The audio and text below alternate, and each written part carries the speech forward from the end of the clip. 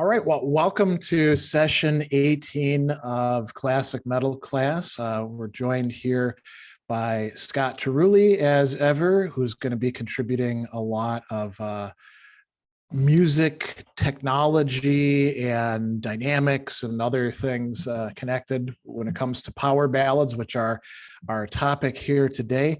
We're also joined by birthday boy Mark Smith, who is a regular in attending this, and so he's spending his birthday evening with us, which is very cool. And who doesn't like power ballads, right? I mean, some people might claim that they don't, but maybe there's like a secret soft spot in all of us for these arguably, over the top schmaltzy things that some people want to say aren't metal. But as we're going to talk about, even some thrash bands have done power ballads. So, we're going to try to avoid being judgy here and talk more about the history and musical aspects and maybe, geek out a bit about some of our favorite power ballads as well. So Scott, thanks for joining as always. And Mark, glad you could be here too, and hope everybody else finds this quite interesting. So, actually let's before we jump into like talking about definitions or anything like that, let's just reminisce a little bit. Because Scott and I are both, metalheads from childhood and teenage years, and we came up during the era of the power ballad. We did. So, I remember sometimes being a little conflicted about it because I'm more of a what Deena Weinstein, who we'll talk about, would call a traditional heavy metal guy, and less into the what she calls lite or pop or glam metal. And yet at the same time, there were bands that were like kind of straddling the fence on that. You think about Ratt, who I'm wearing a shirt from right now, Motley Crue, Wasp, a lot of these LA bands were kind of straddling both fences. And there are things that sound like power ballads coming from some of the great British bands. And then, one of the heavy bands that are also masters of the power ballad are the Scorpions. So, I mean, what's your think back, you'd hear these songs, power ballads, they get us emotionally. Did they grip you? Well, the first one I really remember, and this may not be the first one I heard, but Scorpions, Still Loving You. And I guess I didn't think of it as a power ballad. I mean, when did that come out? Was I 12, 13? It would have been 84, right, on Love at First Sting. So 84. So yeah. And then Worldwide Live, they did it. And there was something different about it. So but for that, I just remember that being the first one that really struck me. That was like the slow backbeat, but still, a hard-hitting snare, and then the big chorus, and then the epic guitar solo at the end. This kind of crescendo. And I don't know if I called it a ballad or what I would have called it at the time. But the other memory I have is a little later on with the Macaulay Schenker group. They had that. They had that album Save Yourself, and I got it, and I was playing it. I don't think my mom liked it at all, but then my brother, they had a hit with that song Anytime, which is that a power ballad? Yeah. And it was on the radio. My brother said, he said, Mom actually really likes that song. And so that's interesting. Right. So she didn't like the Save Yourself, the fast drum beat stuff, but she did like the power ballads. Yeah. And so that was kind of like, I guess that would be the test right there. Would my mom like this? She would like this. And it was always the power ballads. Like she did like the Scorpions one, but she didn't like Big City Nights or at Home or. Now that I think about it, so power ballads, another thing that you could say about them, and there's also power ballads that are not metal, but they, the metal ones, it gave them a different access. We're going to talk about like, radio play and stuff like that. So, but I think at dances too, or even just sort of random hearing stuff, people who wouldn't be into metal as such could get into metal power ballads, in part because they were straddling musical genres, because there's not just metal power ballads, there's hard rock power ballads, there's even soft rock power ballads, right? So that's true. Yeah. So Mark says Scorpion ballads made up a disproportionate amount of my guitar repertoire when I was younger. They were such a guilty pleasure. I always remember those songs fondly because they're intimately tied to that time in my life. And I think so. There's two things I want to sort of riff on with that. I think that for many of us, these emotionally constructed songs do tie in with particular eras of our life. But this is where I want to turn it over to you, Scott. As a musician, as somebody who was, starting to have ideas about what you were doing with the guitar while you're actually hearing this, you have a different experience in that respect than I do, because I would just listen to the stuff and I'd be like, oh yeah, this is good songs, right? You have the capacity to like, so, well, maybe I'll learn this song, or maybe this solo has something to teach me. So early on, like in your teens, when power ballads were coming out, did they speak to you musically? Oh, huge. And as a guitar player, a funny memory I have, I used to take guitar lessons at the store, and upstairs were all the music rooms. So there was like maybe 3 guitar teachers, a piano teacher. Yeah. But all of us with guitars would be like outside on the bench, like waiting. And we would all kind of be silently showing off the new riffs we learned, right?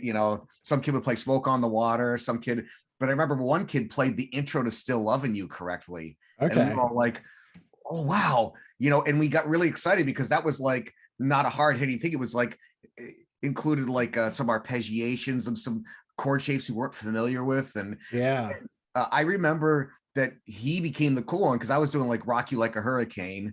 And then he would but we all did it quiet until like everybody's like, hey, can you show me that? And so, well, even like, I don't know if we would call like Foolin' by Def Leppard a power ballad because it just gets to heavy rock. But that beginning acoustic part was like, that was almost cooler to learn when I was younger, because that was like a power chord we can make sense of. But then I think that is a power ballad, actually. Now that I'm sort of like playing it in my head, it does have some of the components that we're looking for. Like the first part of it is pretty soft, right? Yeah. I would call it, because they started that, Def Leppard started that pop metal thing, really. And so it's really hard for me to say. Yeah. Well, like what did they do an actual power? But they must have. Def Leppard has got to be. Well, Bringing On the Heartbreak is considered a classic power ballad, but that's an interesting one because arguably, there's a shift in sound with Def Leppard. So arguably they are within the mainstream of, regular heavy metal. And then they they shift towards being more pop or light, or they would get criticized as being too American by a lot of people, right? That's true. And what's the one they had? In the 90s, they started their power ballads with Have You Ever Wanted Someone So Bad? I would consider that a power ballad. Well, and I think there's some off of Hysteria as well.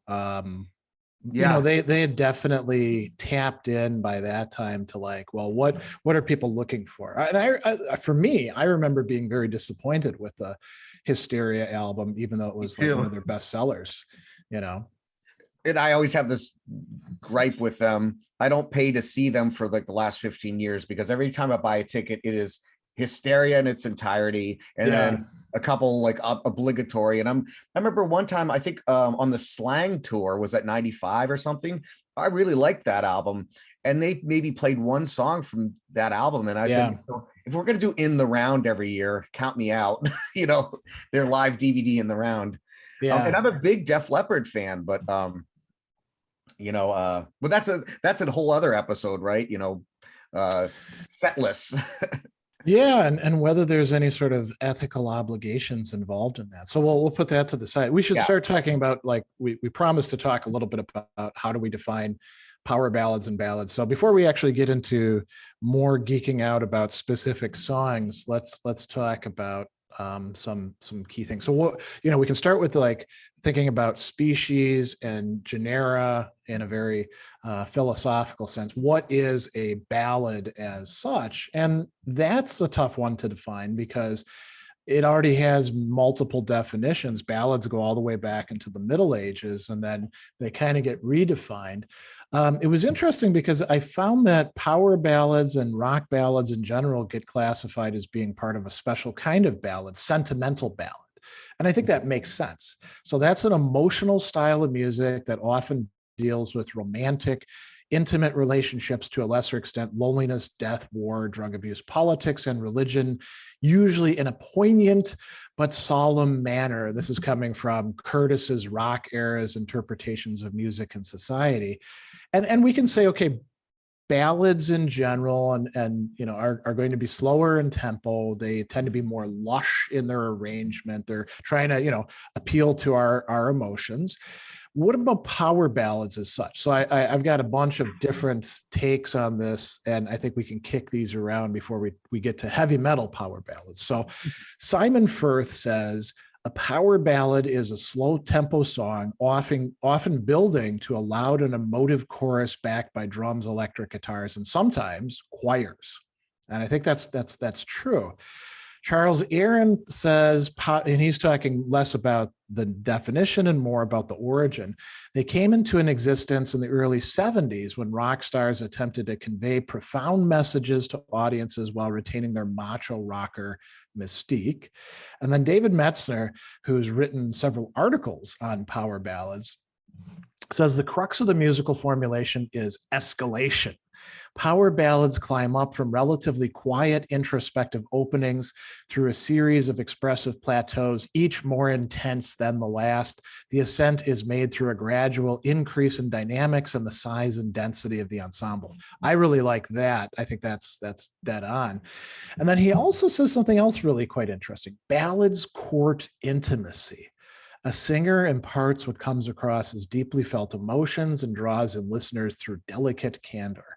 So we got like two different sets of things going on here. We've got attention to dynamics, and we could call it orchestration, right? The musical elements as such. And then we have attention to the lyrical content. What are power ballads about? And I think it's important that there's this idea that conveying profound messages to audiences while retaining the macho rocker mystique, that is going to be a tough tension within heavy metal, not so much in other genres. I mean, if you're Barry Manilow, who does actually have arguably some power ballads, hey, you can sing whatever you want and nobody's going to be like, you're not very metal, man, because he's not metal. Right? Oh, Mandy. Right, Mandy's a classic power ballad, I would think. Yeah, because there's no orchestration and it's got all those other elements. So, what do you make of these definitions? I don't agree. For power ballad. Yeah, I don't agree with the escalation. I mean, look, I think the greatest power ballad is "Reason to Live" by Kiss. Starts off with a drum thing, boom, so it's but it's got the synth thing going on, which is kind of like mostly a pad. The tempo is slower, but the power ballads usually have a straight 4 on the floor rock beat that's repetitive. In this case it is, and the crescendo is only in the choruses, where it's like layered harmonies where he sings "Everybody's Got a Reason to Live," and then it comes back down for the second part of the story, and then it goes back up. So I don't think that formula is quite, I mean, like "Stairway to Heaven" is not a power ballad, but it has all those things in there. Well, a lot of people consider that one of the early power ballads, but the end is definitely rock and roll. It's not, there's nothing slow about the whole guitar solo, and as we wind up down the road, that's just an up rock tune right there. Does "Reason to Live" have I forget, does it have a bridge in it with like a solo or anything? Yep, it's got a guitar solo, and then it moves keys. It moves up. See, now I kind of think that that's also a distinctive. because I think the escalation thing, it doesn't have to be quite so formulaic as, well, we start out at plateau 1, then 2, then 3. But I kind of think that unless it's a different kind of song, having a key change is kind of a giveaway. Oh yeah, it does escalate. But the thing about Reason to Live, that's the big money part, is where everything drops out, but that impressionistic keyboard kind of everything drops out, and then the drums come back in, and then it's just Paul Stanley like reflecting on what happened. So and then it kind of fades out. Yeah. So well, I think that could be part of a traditional power ballad. It doesn't necessarily have to end on like the high note with all horns blazing or something like that. Maybe it could end with the little outro, on the piano or something like that. Well, they do the same thing with Forever, right? So it's da da. It's kind of like they end Forever with that reflective kind of, we've said all this, and here's this kind of outro thing that's a little bit unique. And I always found it the reflective part of the song where I kind of like, wow. And I really enjoy songs that have that kind of opportunity. I mean, Desmond Child wrote the first one with Paul Stanley, but I think it was just Paul that wrote Forever, which was a fantastic power ballad. I think Paul's a great songwriter. He wrote, we were saying is Shandy a power ballad? No, I just think that's just a pop tune. Yeah. And well, we're going to come into things that are not power ballads in a bit, but let's talk about the heavy metal part. So I think one way that people might try to define it, which doesn't really work, is, well, power ballads are just, or heavy metal power ballads are just power ballads that are recorded by a heavy metal band or that have a typical heavy metal sound. There's got to be a little bit more to that, in part because the power ballad is, in some respects, it's genre defying. It crosses over from one to the next. And, back in the time that Scott and I were growing up, and I think this may even carry through in some areas of heavy metal today, there's a perception that the power ballad is kind of a sellout. It's not really metal. It's so you can become, as we were talking about Def Leppard, you can get a bigger airplay. Metallica got dinged for this with the Black Album, which has a power ballad on it. Now they actually have some other power ballads, as we're going to talk about before that, but nothing else matters is much more power ballady than super power ballad. I was going to say that's the one. Yeah. Now, Mark says, asking for clarification, the power part of the definition is what is characterized by this escalation, as opposed to other types of ballads that lack such escalation. Yeah. So if we're thinking in terms of like dynamics, right? Soft versus, and we could use a couple different terms, loud, heavy, hard, but not too loud, not too heavy, right? If you go from, it's kind of a nice acoustic intro to, something that's very fast with say like death metal growling, okay, you don't have a power ballad there, right? But there is going to be some dynamic stuff, and we'll talk a bit more about that. So I think that in order to think about the heavy metal part, it's useful to bring in, as we've done so often, Deena Weinstein and her sociology of heavy metal. In the 1970s, heavy metal is kind of an ill-defined, developing and expanding musical genre. It's got roots in blues and psychedelic rock and other heavy rock. The music critics hated it and, would use heavy metal as a term of opprobrium. It got viewed as a dying genre. Disco's killing it, punk is killing it. And at the same time that people were saying this, it was going through this massive underground vitalization that led to the LA scene and bands like Twisted Sister in the New York scene, like Finally Recording, and the massive stuff that was happening with the new wave of British heavy metal, and also German metal and Japanese metal at the time as well. So by the time that we get to the 80s, it starts to become a more coherent super genre, you could say. And Deena Weinstein identifies three main early subgenres. Now, this doesn't work for like the 1990s onward, when the genres go in a whole bunch of different directions. But she says there's traditional heavy metal in the middle. This would be represented by bands like Judas Priest or Iron Maiden, Ozzy Osbourne, Rainbow in the 70s, Dio in the 80s in his solo career, other smaller bands like Cirith Ungol or Armored Saint, would be fitting in there as well. And then there's on the further side, you got speed or thrash metal. Now, speed has always been kind of an ill-defined thing as well. But you do see thrash metal as one of the early extreme metals developing.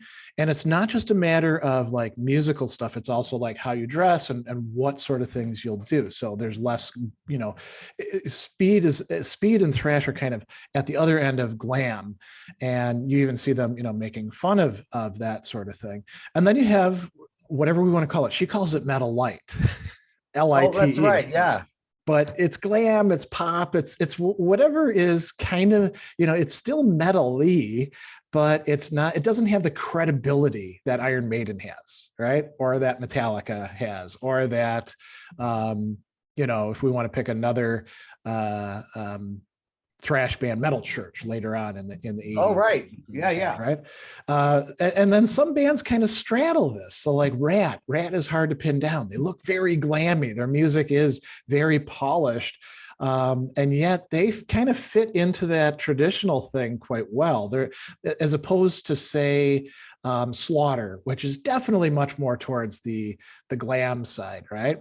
Than Ratt would be. Or Motley Crue starts out very, very much on the one side, and then they kind of meander. but every once in a while they'll have like a really heavy song, So yeah. I think this is useful. And Weinstein says this: light metal is sweetened heavy metal. The subgenre is especially known for its power ballads, which are songs with just enough metal sound, which she says is bass, to be heard as metal, but not so much metal sound that they will be detested by those who are turned off by traditional heavy metal. Power ballads have been played on radio stations that typically exclude heavy metal. Right. So I think she's dead on with this. And, the experience of your mom, liking, which song was it? It was Anytime. Okay. Yeah. I think she's right about this. So it's interesting because if we've got this 3-part division, right? Light, traditional, thrash / speed, the power ballads are more going to be on this side. And a band that does too many of them could be viewed as like sliding itself into the light side, right? Right. Now, oh, sorry, go ahead. Well, I'm gonna throw this question out for you. Back in the day, a lot of people would say, well, that's not really heavy metal, of bands that did a lot of power ballads. What do you think about that? I'm trying to go back to the time, right? So that's where you walked around the mall and everybody had their jean jackets, and it was kind of, I had, when Metallica in the 80s, when they were coming out, like we're talking Master of Puppets era and stuff. Well, that became the real tough guy stuff, all of a sudden it's really heavy. And then it's kind of like, well, I like metal, I like Whitesnake, and you get the Whitesnake's not metal. And for some reason we all knew back then, right? We just knew it was just the X factor. It's just kind of like, but you and I always say, it's like, if it made to the back end of the tough guy jacket, there's AC/DC. Well, they're not a metal band, they're a rock and roll band, but they make it on with Iron Maiden. Yeah. They make it on with, but I think a big thing here is, which you said earlier, is the lyric content. So in other words, Iron Maiden doesn't sing about love, really, until later. They have a power ballad on one of their later albums, and it's terrible. Which one am I? What am I? Was it in the 80s? No, it's later on. Let me scroll down in the show notes. Wasting Love, which, interestingly enough, it's by Dickinson and Yannick Gers. Oh, interesting. I what album is that on? One of their albums, or is it? It is on an album, and I actually watched the video for it, and I was like, well, I like Iron Maiden, and then I was like, wow, this is this is pretty schmaltzy, because if we jump ahead just a little bit, and then we'll come back to talking about the definition stuff. Right.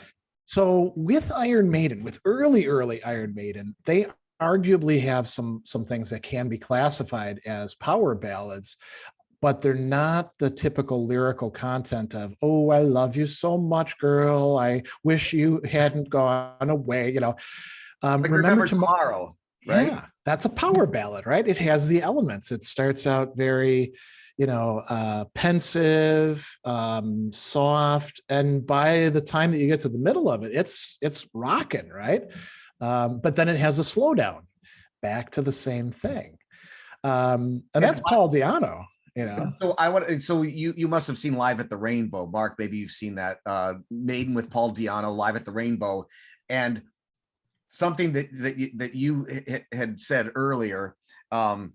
I forget who you quoted saying it, but you have to retain the macho image. So I'll never forget him announcing it, going, really tough with his spikes and everything. Remember tomorrow, and he still made it a total tough guy macho thing, and his stance and everything was still pretty metal. It wasn't like they sat down with acoustic guitars and it's a beautiful song. Literally beautiful. I don't know that you could say that about like Running Free. Running Free is an awesome song, but it's not a beautiful song. There's another Maiden song, so let me see what you think and what any Mark thinks and anybody else would think about this one. I didn't originally think of this. Somebody proposed this when we were doing sort of the polling about favorite power ballads. Children of the Damned off of Number of the Beast. Is that a power ballad? It certainly has some of the elements of it. Lyrically, it's about children who are like burning like candles in the night. So not your usual fare, but I don't know. Is I guess it's power ballad, or is it just a slower dismal tune or something? I never called it did I ever call it a ballad? I remember. Yeah, I guess it would, because it's got the straight backbeat. It does have a point where like things speed up, right? Yeah, right, exactly. But it's finishing out, going back to the slower. That's right. Tempo, it goes back to the intro part. Yeah. So, what do you think? Is it a power ballad? Or do we have to talk about things that are power ballad-esque, but maybe missing some of the most central elements? Oh, it is a power ballad. I'm singing it in my head. Okay. It's so funny because it's like I always remember that part where the band's quiet and Bruce Dickinson's like crescendoing and he goes, it would have crucified them all, and the response was just these like harmonics on the guitar. Yeah, those do. Yeah. So the band, kind of stays low. It's muted, you could say. The band is the band is down and Dickinson kind of floats all around. Yeah. But then but even the tempo doesn't change when it goes, it's the same progression, but then the distorted guitars come and follow the bass line in between the verses. So I would say that it is a power ballad. Okay. Mark says he doesn't feel like one to him, but thinking now he can't justify why. And this is the very interesting thing, right? With a lot of these things, until we actually have to think about it, it's sort of like St. Augustine in Confessions. He says, somebody asks me what time is. If you don't ask me, I know what it is. As soon as somebody puts me on the spot, I don't have a clue, right? It's this activity of articulating ourselves. So Mark says, I guess it's the lyrical element. It's really grim. Yeah. So maybe we should talk about grim power ballads as being a subclass of them. It doesn't build to a hopeful climax. It builds to despair. And I mean, that makes me think of like, early Black Sabbath songs. There really isn't a power ballad in there, but that is something that's characteristic of them. And I would say of a lot of traditional heavy metal that it's not just about romance or stuff like that. It's about bigger themes of negative affects, right? So let's talk about things that are not power ballads, and then we'll get a little bit deeper, especially with Scott here, into the musical aspects of it. So we want to say power ballads are different from a different kind of song that also has oftentimes crescendos or stuff like that, anthems, right? So anthems usually have like, themes of like, we're in it together, or, fighting or stuff like that. So Triumph's Fight the Good Fight, when we were talking about that, me and Scott before that, we were like, is that a power ballad? And we're like, no, it's definitely not a power ballad, even though it has, leads in with kind of a heavy thing, and then it gets soft, and then it gets hard again. What else? Skid Row's Youth Gone Wild, not really a power ballad. No, but that's an anthem. Yeah. Or Kiss's Rock and Roll All Night, yeah. Right? One of the original. And another one actually two other ones that we talked about, I thought really interesting, because my wife proposed Dio's Rainbow in the Dark. And I thought, yeah, okay, I guess that it's heavy, but it could be a power ballad. But then when we talked about it, no, it's not really a power ballad, right? The tempo is too fast, I think. So that's a key aspect. Yeah. Yeah. I mean, yeah, if you slowed it down, it would qualify for it. If you played it a little slower, I wonder, what that would sound like. Wouldn't you need to like take the verses maybe and soften them too?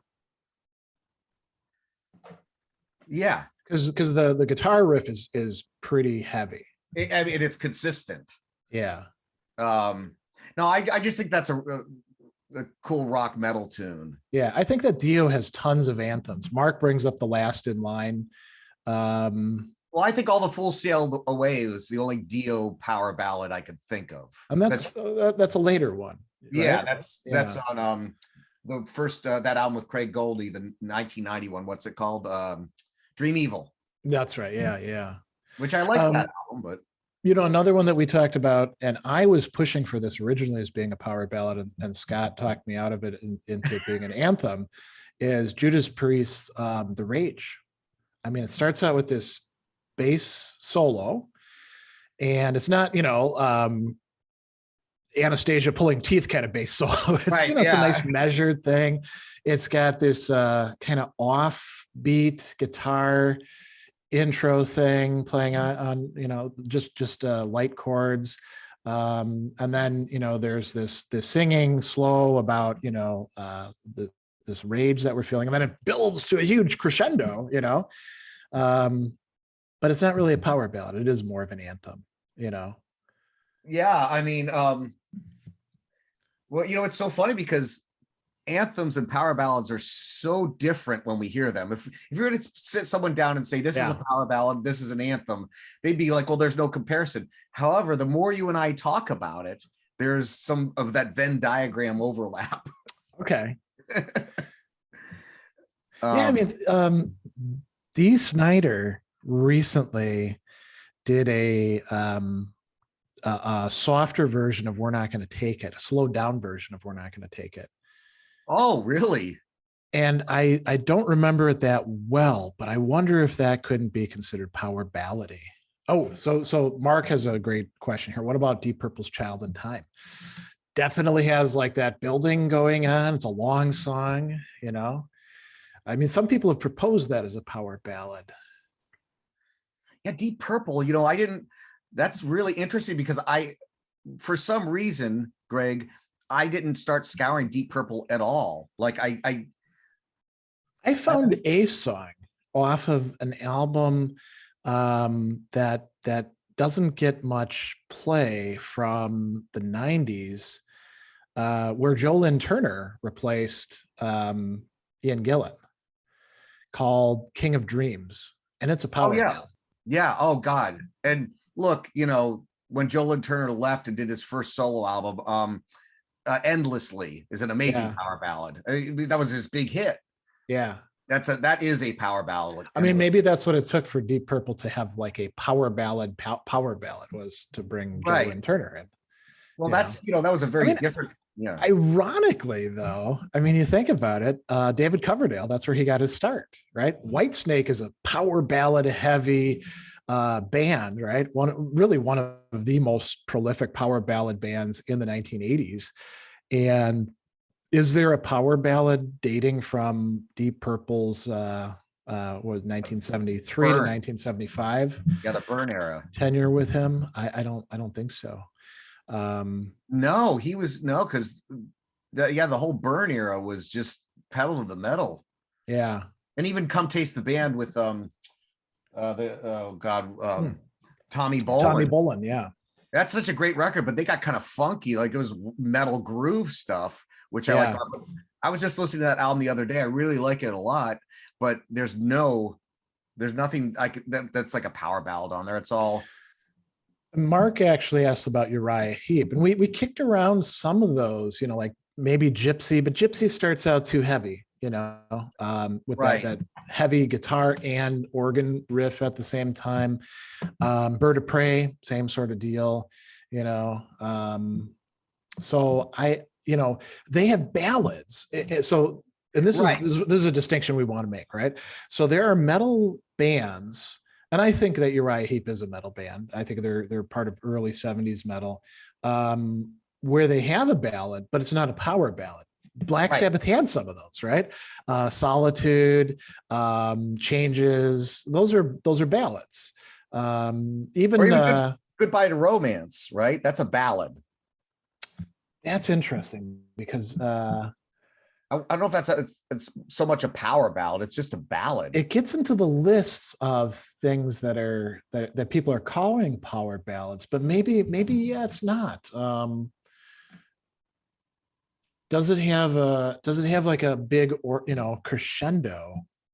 No, I mean it is maybe Randy Rhoads and him. Like Randy Rhoads was the Leo Brower thing at the time with Diary of a Madman and I mean, a lot of people want to say Silent Lucidity by Queensryche is a power ballad, but no. It doesn't have the power, Right. And More Than Words by Extreme is just a ballad. Yeah. That's another one that a lot of people want to put in there as well. Also, I would say Rainbow's Catch the Rainbow is a ballad. We talked about that. Power ballad, right? Talked about that. Yeah. That's right. You brought that one up. Yeah. It lacks the heaviness that we need. Yeah. So, the power has to have the distorted guitars coming in at the right time. I mean, there were bands out of LA that followed this that were like Icon. If you guys remember Icon, they didn't really make it huge, but like their album was power ballads. And then you have Vinnie Vincent Invasion. It's all the only tunes that made the radio were Love Kills, right? Yeah. Which kind of a power, and then That Time of Year. I don't know if That Time of Year is a power ballad though. No, because they're just mid-tempo rock tunes, I think. Mark says you need those distorted guitars coming in the last third. Yeah, or they could come in earlier. Well, the chorus. If they come in the chorus, you got to have like shifting dynamics. And we'll just mention one other song that's not a power ballad, but sometimes gets put in the lists, which does have shifting hard soft dynamics, but it's probably more, if we want to say it's a ballad at all, it's just a ballad, and that's Blue Oyster Cult's Don't Fear the Reaper. Yeah, it's not a power ballad.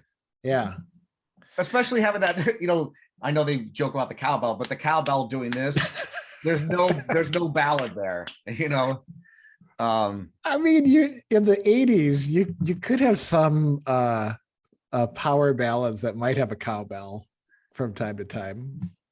I'm trying to think. Mark asks what you think about Astronomy. So this is a good question. Oh, no, I just think that's BOC. That's them doing, they were reading a lot of science fiction. They were really into, actually the lyrics of that song don't make a lot of sense to me. I don't think I don't think it's a power ballad. Okay. The only power ballad that they had was on Revolution by Night. It's called Eyes on Fire. That's Blue Oyster Cult's power ballad. And it's funny. Buck said they played it a few times the year the album came out. I would have loved to hear it live, but it's very not like them, you know? Yeah. It's kind of like, well, we tried this power ballad thing, or he didn't say power ballad, but he said, we wrote a song not about like, like Agents of Fortune or anything. We wrote a love song, Yeah. And that's not in our wheelhouse, but it made the album. Well, let's switch gears a little bit and talk about musical elements. We've already referenced some of these. So this contrast, right? There has to be a contrast in it, or it's not really a power ballad. It can't start out super hot and heavy or fast. There can be a faster part of the song, but a lot of power ballads, right, Scott, just retain the same tempo throughout the entire thing. Yeah, I mean, once you get into like, I'll just use the Stairway to Heaven thing. That's not a power ballad because there's nothing powerful about any part of the song, and then the end of the song is kind of a hard rock thing. Yeah. Right. So there's ballad into hard rock, but there's no power ballad to me. So is it that there's not a significant transition, like a building? Is that part of it? No, I think, it's just acoustic guitar, some flute sounds from the keyboard, and singing. So it's almost like a minor sounding folk tune. Yeah. Right. And then at the end, they have the triumphant da da da, but it's not. No, there's nothing power ballad about it to me. And that's interesting. Like even on In Through the Outdoor, did Zeppelin have anything that required? And I don't think Zeppelin touched power ballad, right? Even Zeppelin 3 was mostly folky, and then like acoustic folky, like Friends and all that stuff. And yeah. I mean, I kind of think that quite a few of the 70s bands in the, let's call it the metal spectrum, right? There's debates, but is Led Zeppelin heavy metal or not? Well, certainly some of their songs are, right? Yeah. But maybe insofar as they are doing things that can be considered metal, it's not even like close to a power ballad, I mean, No Quarter. I don't know if we could call that a power ballad. That's something else. It's just a kind of a slower, very dark song. This is a really interesting observation. Led Zeppelin feel like they should have been the band to create power ballads, but I don't think any of their songs count. I mean, I think that's also something we can say about Uriah Heep too. If any band should have created, given the lyrical content they have, like Sunrise, right. And that's one that if any of them were going to be a power ballad, I think Sunrise would have been the one to make into it. But I don't think that they really did generate what we identify as power ballads, So let's talk about some of the other musical aspects.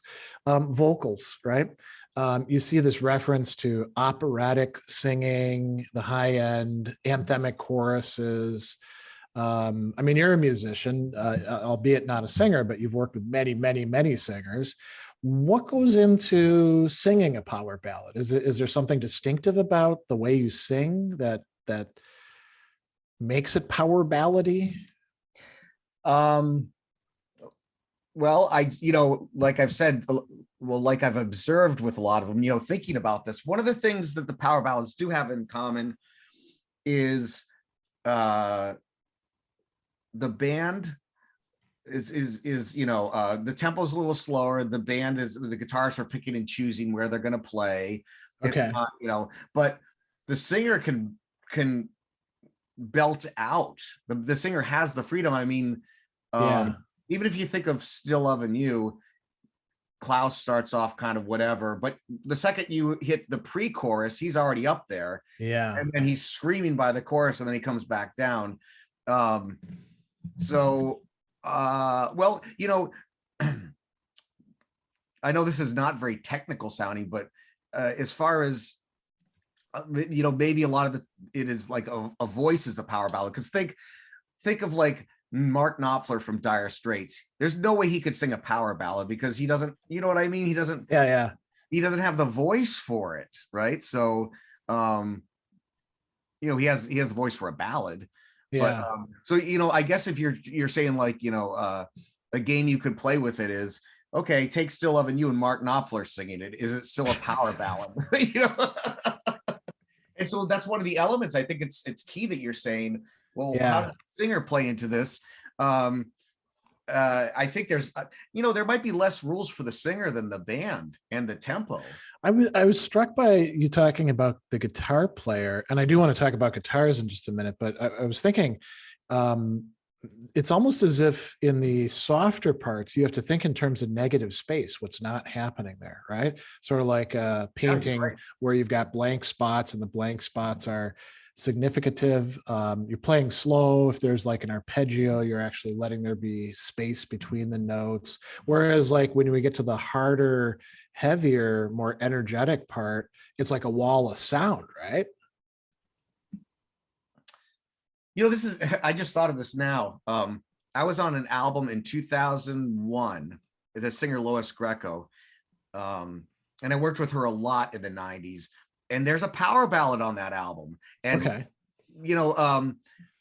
so she wrote the chords and everything. And me and her brother, who was a bass player, we said, okay, how are we going to lay this out?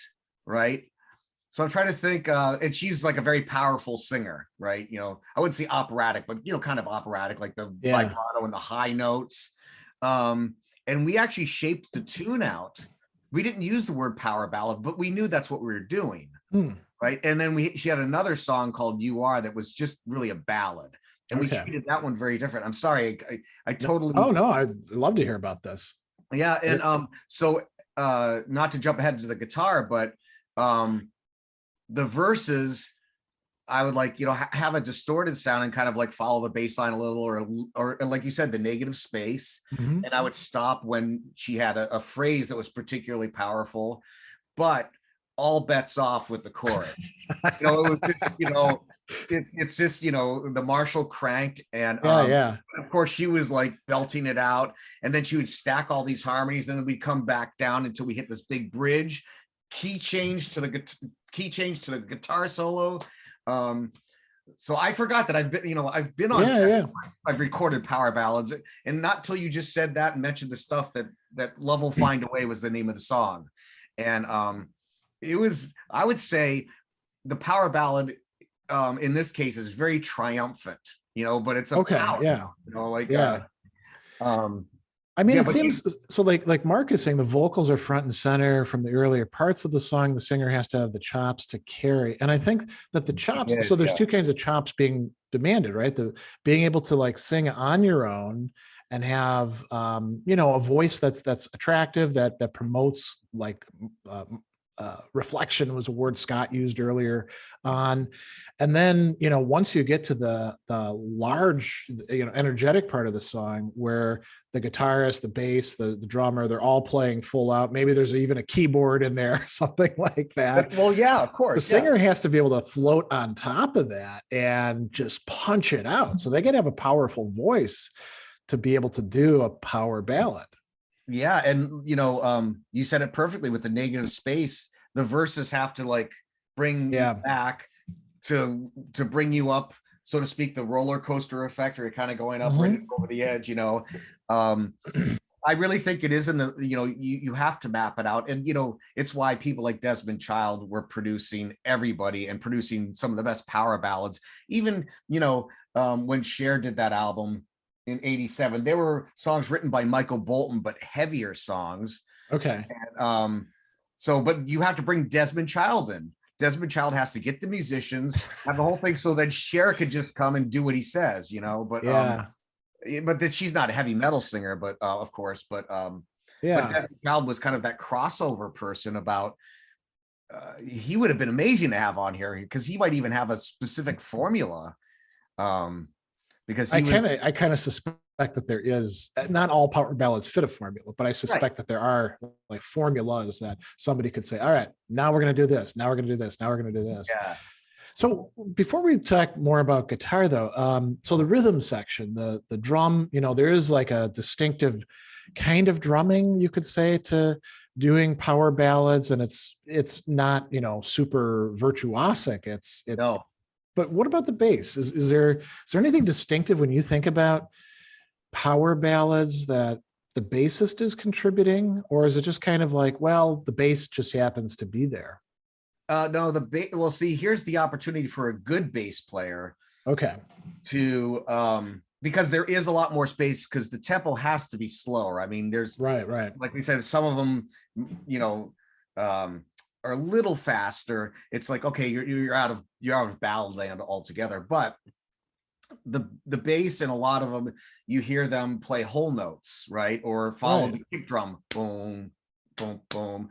But a really good bass player, and I wish I could think of an example right now. I probably will, but is to play the note, and then when there's space after the singer, do a slight melodic, because the bass doing a melodic response to the singer is very different from a guitarist doing it. The bass kind of sneaks by people, but they do hear it. Like, yeah, if you were to take that out, everybody would be like, hey, what happened to the song? But and then just the subtle things like a bass player sliding into the note, these very subtle things that everybody notices, but maybe they can't justify. But the bass player could be more lyrical. A guitar player doing that kind of stuff like fills might be a little too much for it, but the bass can really if you listen to them, just there's always little subtleties. Usually if there's a good producer, they'll get the bass player to play these little subtleties where it's a slide, or you sustain this one, or you just answer it with like a little pentatonic thing back to the next chord. So the bass and the drums have to be straight. I can't think of a power ballad where it's not 4 on the floor, but a slow 4 on the floor. Yeah. Even like Still Loving You and Reason to Live and all that, they're very steady. Even in like the heavy part, right? It doesn't transform into that like precision, kind of drumming, right? Exactly. Yeah. Yeah. So, if you think of the chorus of Still Loving You, it's basically the same, hitting a little harder, but it's not busier. Okay. And I think depending on what it is, you have to really watch your syncopations. Although any good rock drummer won't. If you get like a gospel kind of drummer trying to do those, and I've played in situations, rock bands with more R&B type or soul players, and they hear the eighth notes very differently. So interesting. Particularly on these tunes, more straight. Okay. Right? So it's like, like the fill you were talking about, it's like that would be completely inappropriate. Even the Reason to Live one is da ba da ba da. That's it, right? So it's not syncopated. It's very straight. It's very so the rhythm section. I mean, it's playing a power ballad correctly is an art. You don't just take people and say, "Here's some charts and I'll make it sound good." Half the time they won't get it. That's an interesting thing to say, because that comes back to this like perception in the, let's call it the metal sphere, that, power ballads, I mean, that's more for like the light metal bands that aren't quite as good as the real metal bands. And what you're saying is, no, actually it requires a lot of talent to do it well, Well, it does. And, bands like Alias, I don't know if you ever remember them. They were doing a lot of power, like the power ballad. There were certain bands that were like B bands, like they sold some records, but they didn't do really good. But it's like any other style of music. You have to. It's got its swing. Every music has its. So I guess people are, when they criticize it for not being metal, they're not saying it's not technically as proficient. Mark says power ballads have their techne. They have their own particular skill involved in it. It's and I see people take that for granted in all genres, where, like I said, I've done rock gigs where an R&B drummer will show up and they've listened to the music on the way up and they don't understand how the eighth note is supposed to go. And they think that they're the big guy on the street, so to speak, like, I'm the king of this club. I'm the best drummer. I've got the most chops. And my favorite was one guy came in and did a gig, which was a very 4 on the floor, eighth note power pop gig. And the drummer got fired in the second tune, told to pack up his drums and leave. And, and the look on his face was like, well, but I'm amazing, And going to what Mark says, well, you're not. you're amazing at maybe what you do, but you're not being musical right now, and you don't understand where the eighth note belongs. You know, it's very remedial stuff. Yeah, you know, you could say that a lot of people think that amazing or talented or things like that are terms that refer to like across the board. They're scalar terms, and you've got like, you know, a continuum of, you know, the sucky all the way to the awesome. But it's not quite like that. Instead, it's more like it's always qualified. You're great with respect to this. Right. And a lot of times the really great musicians are the ones who can span multiple genres or styles or things like that, and have equal proficiency in them, you know, rather than the virtuosos who are really, really good at this specialized niche over here. You know, there is one other thing I wanted to bring up before. Mark has a great comment here that I want to get back to, but the guitars, right? So we talked about the singer, we talked about the rhythm section. You're a guitarist. I'm sure you've given a lot of thought to what's going on in power ballads in terms of guitar. I mean, what I can say, the only thing that I really have to contribute is, you know, in a power ballad, the guitar, when it's soloing, it's lyrical. It's not, nobody's shredding in a power ballad, right? I agree. I would say just, I agree with that. But there's some people in times that would break the rule and kind of ruin the song because somebody says, well, you know, like a guitarist will try a cool tap thing at the end, like a very fast thing, and it's like, that didn't belong. But you know, you can tell it's the insecurity of the guitarist going, I don't want people to think I suck. So you're a very kind of melodic, singable kind of phrase, even if it's just the part you come up with. Well, I mean, Still Loving You is like the archetype of that, right? You think about the soloing in that, and you know, so was that that's Matthias Jobs, right? Because yeah, it's after the Levon Roth. Yeah. Oh yeah, no, it is. Yeah. And you know, Jobs can certainly solo faster or, you know, more intricately than that. But every note, like it fits. It's so good. Yeah, that solo at the end. And you know what's funny is, being younger, we always wanted to be so fast, but we all wanted to learn that solo because I think it touched us all. It was just, you know, really like, you know, it was awesome. What do you think of this remark from Mark? I always viewed the guitar solo in power ballads as the musical metaphor for a weeping heart. And this isn't a power ballad, but like Toto's oh god, what's that song? But it's off of Toto 4. It's but anyway, Steve Lukather just has a solo that literally just goes right, and it's like a crying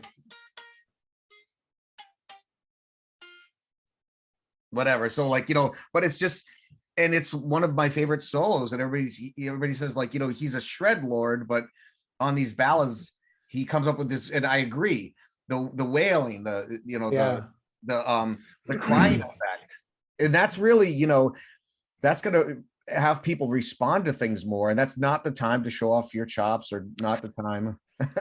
yeah That's interesting. So in some ways a power ballad demands restraint, right? Even on the powerful parts. I think I wouldn't use the word restraint. I'd use the word right frame of mind. Like, okay. I have this, it doesn't really fit, but I say it to my students. I have an acronym called WAIT. Why am I talking? So then if I'm playing something and a student's playing and improvising with no breath in the playing, I use that, and I said, or in this case, why am I playing? Yeah. Not shredded cheese, but cream cheese. But it's, yeah, well, you know, also smooth and flavorful. Yes, it's true. But I really think you have to have the right frame of mind. Like, well, how am I serving the music, or am I serving myself? I mean, we get pretty philosophical, and I give my students these tools because they'll come up with these demos, and I'm like, look, you sound great, but that's completely inappropriate. Like, that's a session for somebody else. If you want to do that on your own album, that's okay. But, when somebody's hiring you for a session, you have their best interests. And, if there's a producer, you want to listen to the producer and try.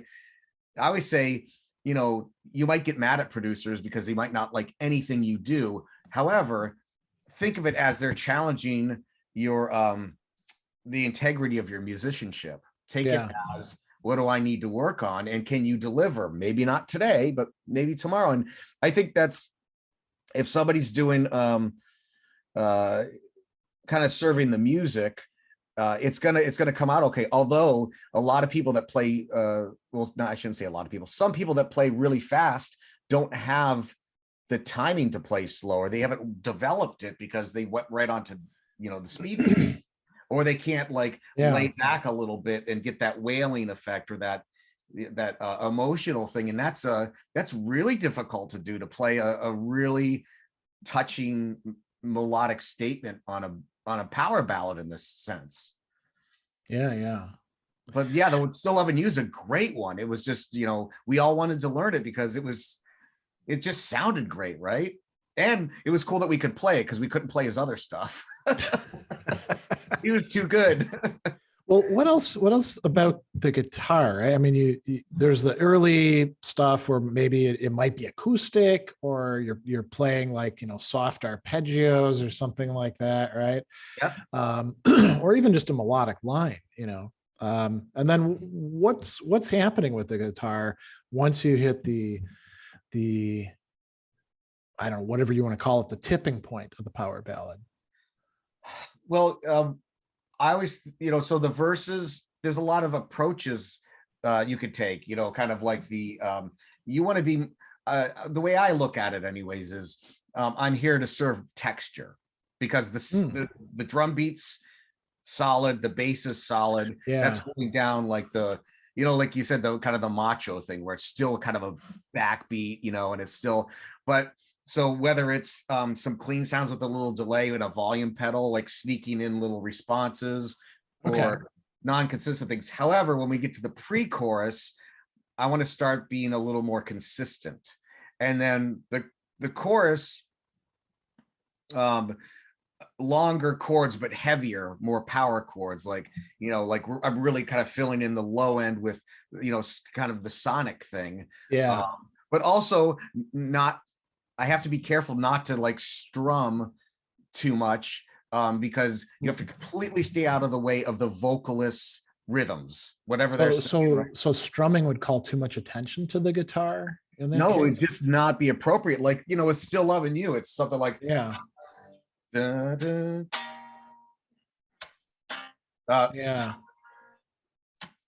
Right, so they're just da, da, da.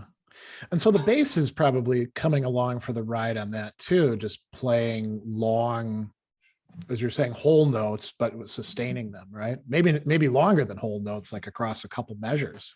Well, maybe, but that's an opportunity for the bass player to respond a little bit, because they're in a lower range. They're completely out of the vocal range. And that's where they can do, I mean, you can't get 50, but if you have instead of me going, the drummer might have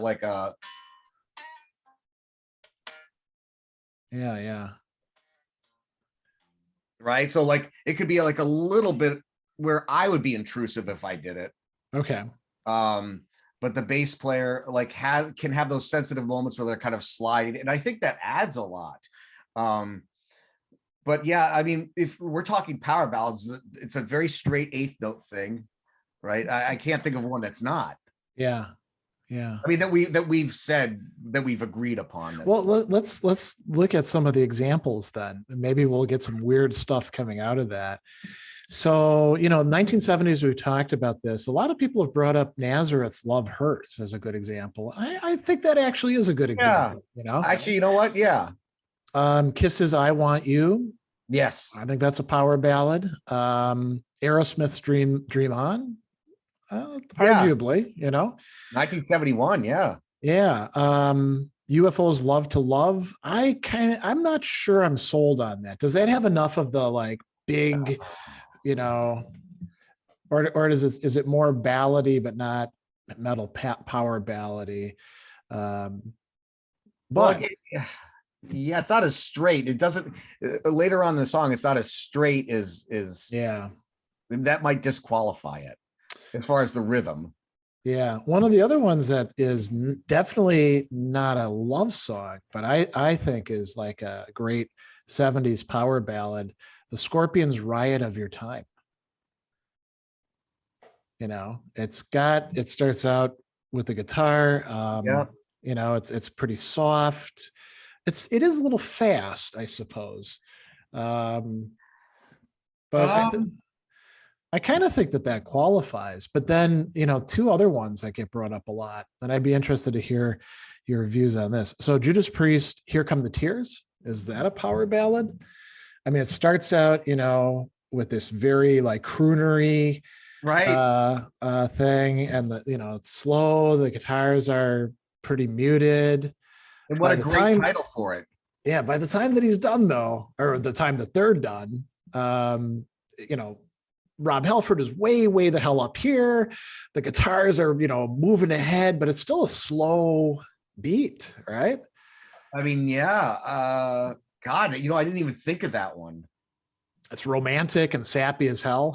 Well, I was just saying, like, you know, Here Come the Tears. That title alone says power ballad. Once I dreamed love would come in, sweep me up away, but now I see that life's passed me by.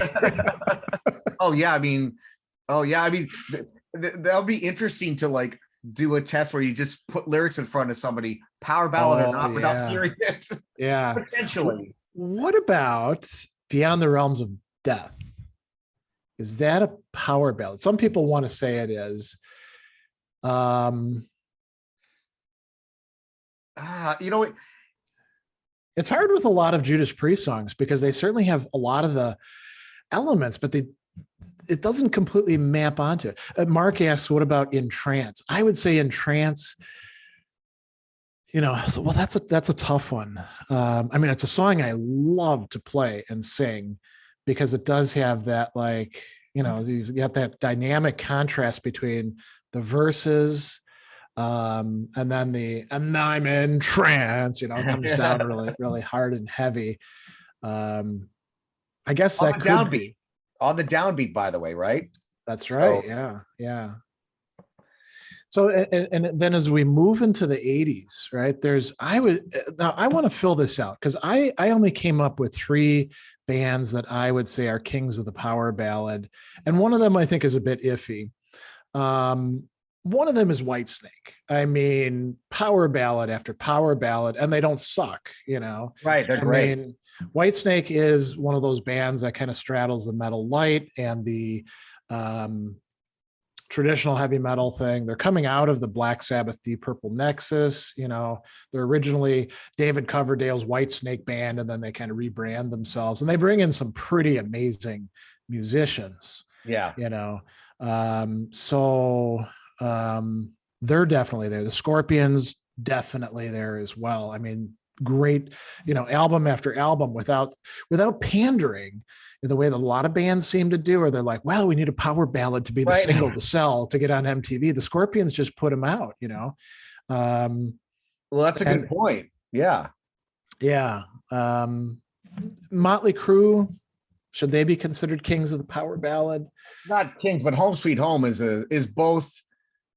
That's definitely a power ballad. So here's a great question then. Can you be like a superlative power ballad song with only one like really good power ballad? See, that's just it. Now I'm trying to think of other ones Motley Crue did. That's the one I can think of. So they have on later ones, Without You and You're All I Need. Those are considered power ballads. Yeah. But are they great power ballads? I mean, I never liked Home Sweet Home. I mean, we used to play it in the band in high school. To me, that was like, you know, I was like all about I wasn't into Theater of Pain. Neither was I. And I was like, they lost me. Well, that's the thing. I think if they had started out without Shout at the Devil and their original EP, which had a very, very distinctive like ethos and sound, they could have like moved into their post, from Theater of Pain onward and been okay. But it was just such a glaring difference. I mean, think about Dokken, for example, right? Dokken, they had sort of a consistent sound and ethos throughout their thing. They're lighter than say Iron Maiden or Judas Priest or stuff like that. Motley Crue seemed like they were in that like heavy metal thing with Shout at the Devil, and then suddenly they pivot and you're like, yeah. And it was interesting because they suddenly became much more popular because they captured a wider audience through that. And it felt like selling out, to me. It's really interesting, like, I don't know. I mean, I don't know what we consider the band extreme. Hard rock, I don't know. But yeah, I don't know if I've ever told you this, but when More Than Words came out, there was like, back in the day when you went to the store, if you opened it, you owned it, right? Right. So all these, they described it as all these mothers went and bought the album because More Than Words was on MTV. But of course, the rest of the album is really heavy. Yeah. And so everybody is trying to return it, saying this is misrepresented and everything. And they're like, nope, you opened it, you bought it. Yeah. And even to this day, Nuno Betancourt, is kind of like, if somebody comes up and wants his autograph, he's like, what's your favorite extreme song? And if they say More Than Words, he'll hand the paper back to you, Wow. That's interesting. Well, he's filtering out the fans from you're fans of one tune or you're a fan of the band, but Warrant has a similar relationship with Cherry Pie. You've told me that before. Yeah. They, it was just a one-off to fill in some space that needed to be filled in, and it wound up becoming like this defining song that everybody knew them for, And that wasn't that same album with Uncle Tom's Cabin? Mm-hmm. No, was that now? That was a great song. I think so. Yeah. See, that was a great song. I think that should have been the big hit. Yeah. Well, I mean, what are you going to do? The things capture people's imagination. But I mean, is there anybody else? I mean, if we're going to think about like sheer volume, I mean, I guess you could say Wasp actually could be in that, kings of power metal ballads, because they have quite a few, believe it or not, power ballads, right? I'm trying to, here we go. Sleeping in the Fire, Restless Gypsy, Cries in the Night. Those are just on the early albums, and then they do more later. Yeah. So, they could fit in there. I mean, Def Leppard should fit in there, right? Yeah. For two eras, the Bring It On the Heartbreak era. I mean, that was a quintessential 80s power ballad. And then, Hysteria has some on there because they've discovered the formula. Then they're, I don't know if they really loved making that kind of stuff, but it certainly sold, Well, the thing about Def Leppard, we have to real. Oh, go ahead. Loudness. Yeah, I didn't even think of that. Oh yeah, Loudness. is a great Japanese band, probably the most successful Japanese heavy metal band, I would say. So yeah, they have some power ballads. Aries Lament. I forgot to do the research on this, but I also want to say that the new wave of British heavy metal band, oh no, I'm suddenly blanking on their name. Kind of a second tier band. They had some power ballads. They're still around. If I remember them, I'll bring it up later. Yeah. Judas Priest, though, maybe we could put them in there too. And I was actually going to ask you about these songs, Scott. What do you think? So, Prisoner of Your Eyes, definitely a power ballad, right? Off of the, it's a B-side off of Screaming for Vengeance. God, I can't recall it. It's a B-side. Where was it released? I don't know because I didn't get singles back when I was that age, but I've seen it like on the deluxe versions of Screaming for Vengeance. Oh, so I'm missing that. But it starts out soft. Marx's Prisoner of Your Eyes is great. What about the song Fever on Screaming for Vengeance? It's got that slow backbeat. Yeah, it does. It starts soft. It builds to crescendos. It also even has, Andy and I were joking about this, the sound effect of when he says fever, he's going to say, you set my soul on fire, but it's fever. There's like this exhalation of breath. I mean, some of these things seem a little cheesy now, but I don't know. I think that qualifies as a power ballad. Yeah. I mean, again, we need to go with the distinction between the metal power ballad and like what we were calling the light power ballad, right? Maybe in like traditional heavy metal, there's a different kind of power ballady thing that's going on. Yeah, I mean, because I guess in this discussion, I would at this point I would say and I don't mean this negatively, but in the glam power ballad, there's more of a formula you have to stick to. Yeah. I think with the metal one, there's not so much a formula because let's be honest, the formula was the way to sell the albums like to my mom. Right. And you could write a beautiful song as like Judas Priest and you don't have to go, well, wait a minute. Mom's not buying Judas Priest. Yeah, no, mom's not buying Judas Priest. Yeah. But it's like, hold on a second. As soon as she looks at like the album, the back cover with all those guys in leather and stuff, it ain't happening. God forbid she finds out that the lead singer is gay too, So. Right, exactly. One more Judas Priest one before we come look at those light metal ones. When Night Comes Down off of Defenders of the Faith. Oh, yeah. Do you think it's a power ballad? I mean, a metal power ballad, yeah. Okay.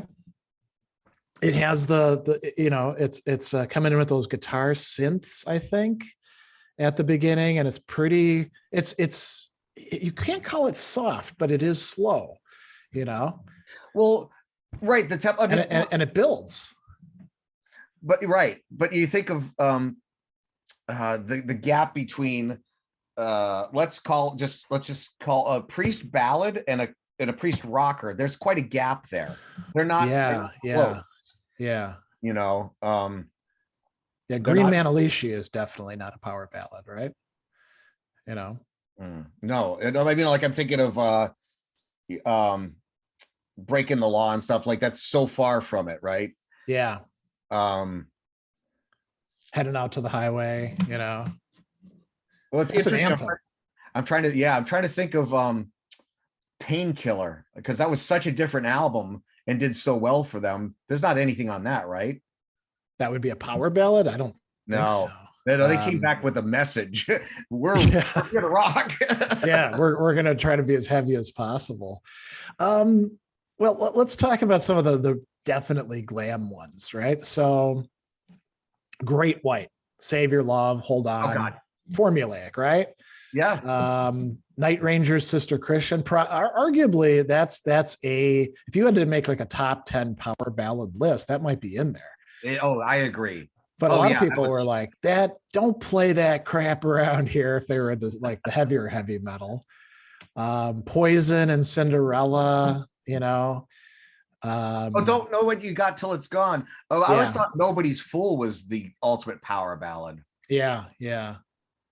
They were kind of good at doing that sort of thing. Yeah, they were really good. Mark says, call back to last month's episode, given how campy power ballads are reputed to be. I'm surprised there aren't many worthwhile parodies of them, at least none that easily come to mind. Steel Panther does have a parody. They do have a parody, yeah. Yeah. Cheesy or campy, yeah. I mean, Striper, who I don't think anyone would confuse for a heavy metal band, had Honestly, Yes, right, of course. I mean, you're really going against when you're like declaring that you're Christian heavy metal in the 1980s, you're really like, going against the grain there. Kicks, Don't Close Your Eyes. And that was that like 1990? That was like right at the tail end. Yeah. And it was on the radio. Well, and that's the thing, the power ballads started to become really, really big, like say from 84. And then by the time that you get to 90, that's part of what's surviving into the early 90s. Like, bands like Warrant and Slaughter. I remember, I've told Scott about this, going to see Kiss at Alpine Valley here in Wisconsin. Me and my buddy were going with these two girls, and we were there to see Kiss, and they were there to see Warrant and Slaughter. Not that they weren't good, and I've seen Slaughter subsequently and enjoyed them, but they really had a reputation of this is like the bands for the girls, because they had the power ballads and stuff. That's a really good point. Yeah, that's a really good point. Yeah, Flight of the Angels is a huge. Yeah. Oh, Bon Jovi, it was definitely one of the huge power, like, well, especially like, the earlier stuff with John Bon Jovi was all about, we're going to be the underdog couple, right? Yeah. And, well, they are from Jersey, so. They are from Jersey, yeah. But, they had a bunch of them, and, through New Jersey, and I think they left it more later on, but like the first few albums, Is Only Lonely a power ballad? That's a great song, but I don't know if it's a ballad. Yeah. Does it have the requisite elements, we have to ask? No, I think it's just a rock tune. It's just a great pop rock tune. Talking about like getting into the 90s, Skid Row would be one of the bands that's putting out power ballads, but also doing some hard rock stuff. Oh, 18 in Life, right? 18 in Life is like. Well, and I Remember You, Oh God, of course. Oh, this is a really interesting question from Mark. Do you think part of why power ballads managed to persist into the 90s is because acoustic guitar seems to gain a new appreciation in the new decade? I think that is the case. That makes a lot of sense. And I would say that's part of why we see the glam / light metal bands continuing on doing that. Well, a lot of you mentioned Judas Priest Painkiller. They're not going to put a power ballad on Painkiller because they're like trying to chart a different path. The 90s made us have to sort of like rethink what counts as heavy metal and how is this going to survive being faced with grunge and the rise of much more attention to alternative and things like that, right? So I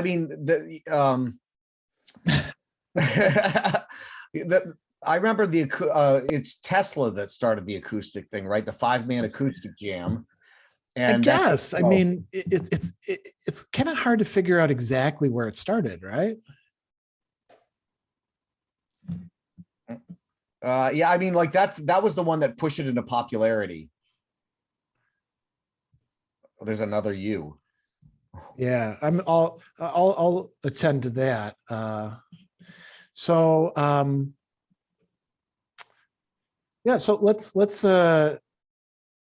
let's talk about some of the bands that are traditional to light, right?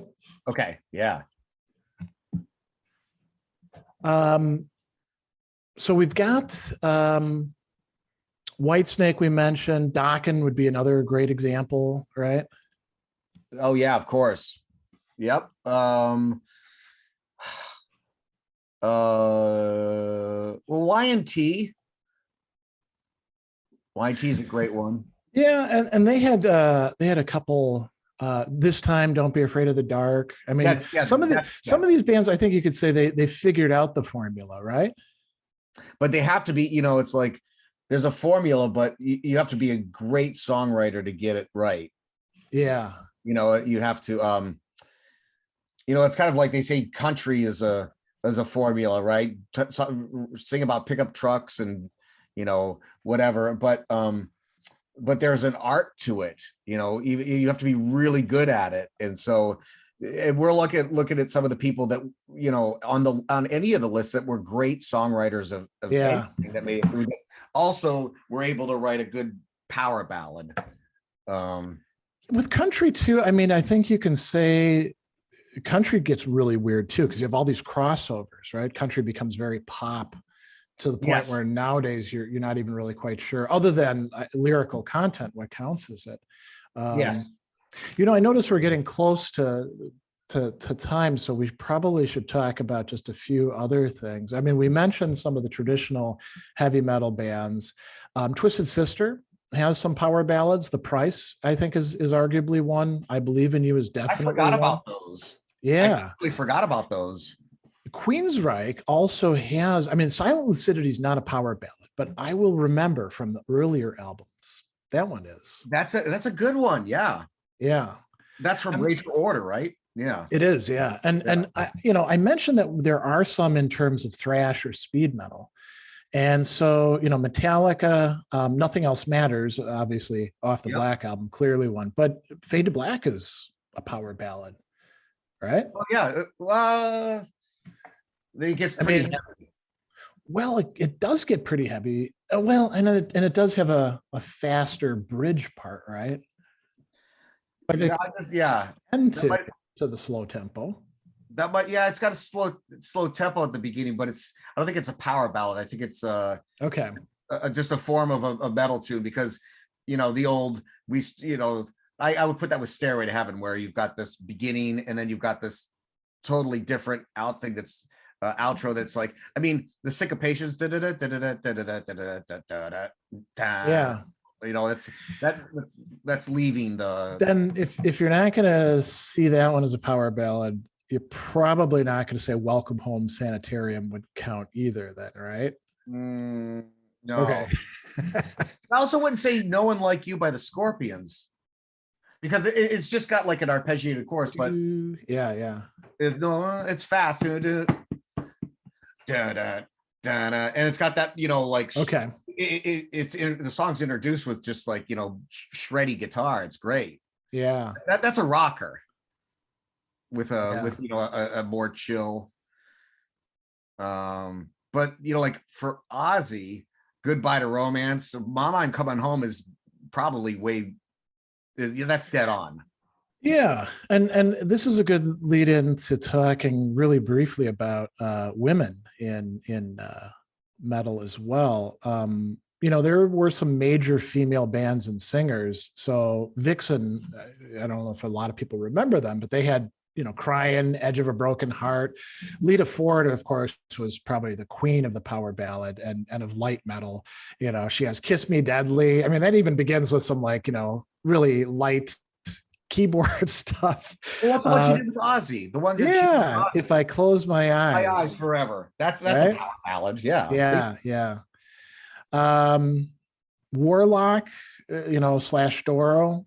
She had to change the name. There was we talked about that in the German metal thing. She did one called For Immer, you know, that's a power ballad. And then there's a duet with Udo, Dancing with an Angel.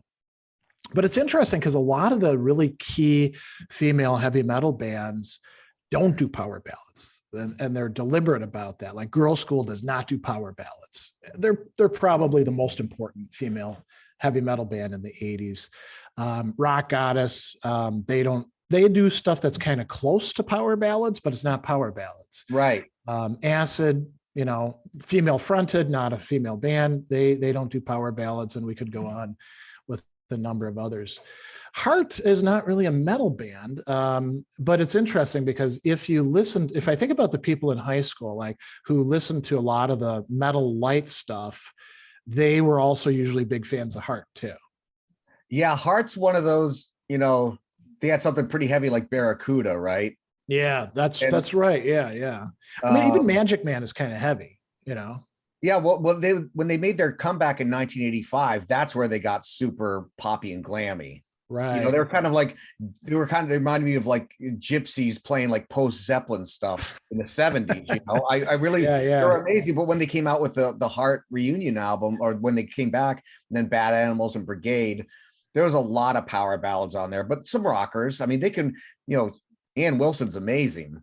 Yeah. You know, so it's hard to say. He's got the pipes. This is actually like a good place to lead into something else. So like if you were into, you know, the other lighter bands like Bon Jovi or Right. White Lion or bands like that, you were probably into Heart. You were probably also into some of the other big power ballad, though not metal power ballad bands like Journey, you know, Right. Sort of that hard rock spectrum, you could say, right? You know, it's weird now that you're on Journey. I don't understand, like, I always disagree with everything VH1 and MTV labels. Yeah. And they call Journey the king, the kings of the ballads. And I'm like, are you kidding me? Have you heard their, you know, yes, they've wrote some great ballads, but you know, have you listened to their albums? Like, that's a fraction of what they do. It's weird. It's funny how things get labeled, but we don't necessarily agree with them. So it's kind of like, well, I always have a good example here from Mark Meatloaf. Yeah. Another para-metal musician who had a lot of great ballads. Yeah. I mean, oh yeah. Yeah. Yeah. I mean, these are what we often would call metal adjacent, you know. AC/DC is kind of also in that, not a power ballad band, but you know, the sort of thing that if you're listening to this, you probably also listen to this. That's a good way of putting it. We should have a name for that, because you know, I in the past said whatever makes the back of the jacket, right? Yeah, yeah. So it's like, well, Triumph, Rush. I think a lot of it was driven by radio airplay. You know, you had the hard rock stations, and they would play a whole variety of stuff, which could include the Scorpions, might include Dio, probably wouldn't include Iron Maiden until much later on.